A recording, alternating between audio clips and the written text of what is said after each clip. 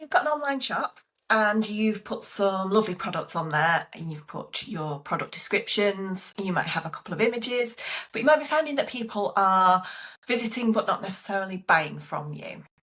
So what can you do to encourage people to purchase?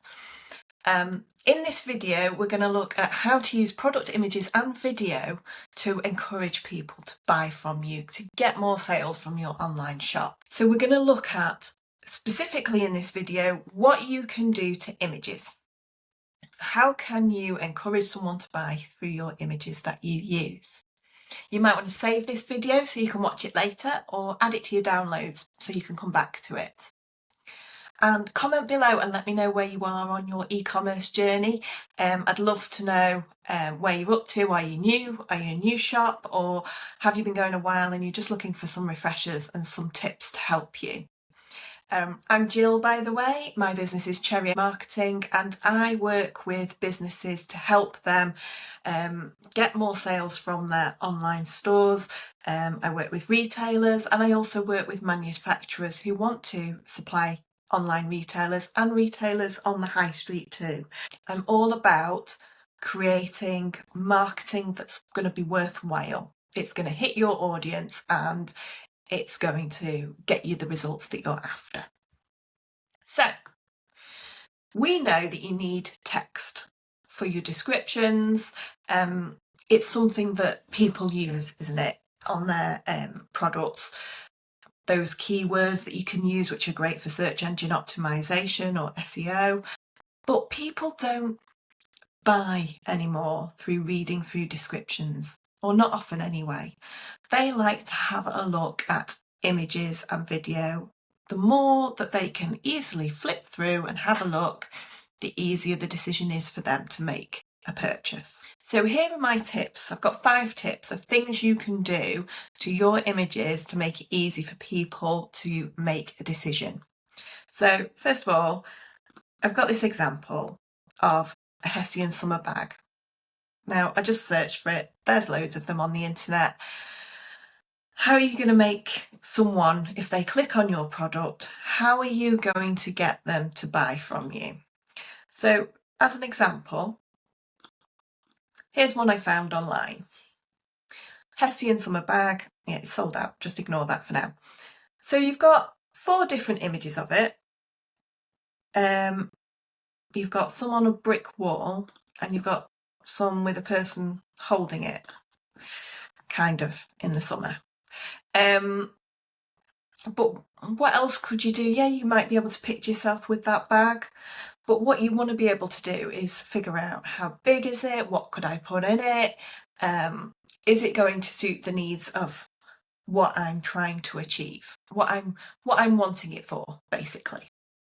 So I've taken this example from Amazon to show you the sorts of things that you can be doing. So point number 1, put your images on a white background and show people round the product from different angles with no clutter, no background. It's just really easy for them to have a flick through and see whether that product is what they're after. Point 2, use lifestyle shots. Create that need of, oh, I'm walking along the beach, for example, and I want a bag that's going to hold all my sun cream and a towel. Or you know, I'm going out for a picnic with the kids and I'm going to take my bag with me because it holds everything that I need.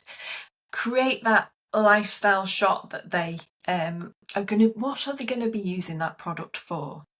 And I know I'm being really specific about the bag at the minute, but you can apply this to any of your products.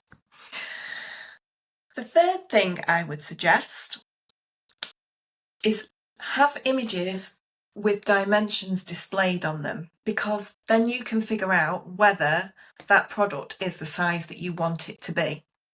So here you can see they've got dimensions on it, but they've also compared it to other things that people know the size of, so that they can what you've got to think is people aren't in the shop picking it up, buying it, seeing how big it is. So you've got to be able to give them a comparison so that they can go, oh yes, okay, I could fit my iPad and all my sun cream and everything else that I want to put in there.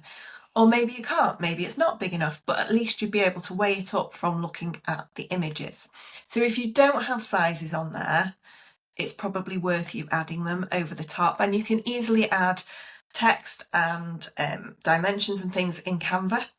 I'm sure there's plenty of guides out there, but I will probably do one in the future.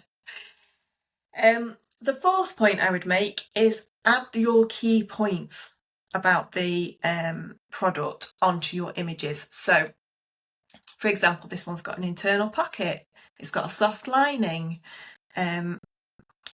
it's got a zip close, it's made from straw material.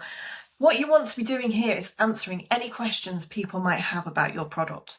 So if you answer those questions in your images, they don't have to scroll through the text and maybe not bother buying because they can't find the answer to the question. So maybe think, when you're planning your product images and product descriptions, what questions are people going to have about this? And if you're unsure about it, ask other people, because you always get another perspective from somebody else.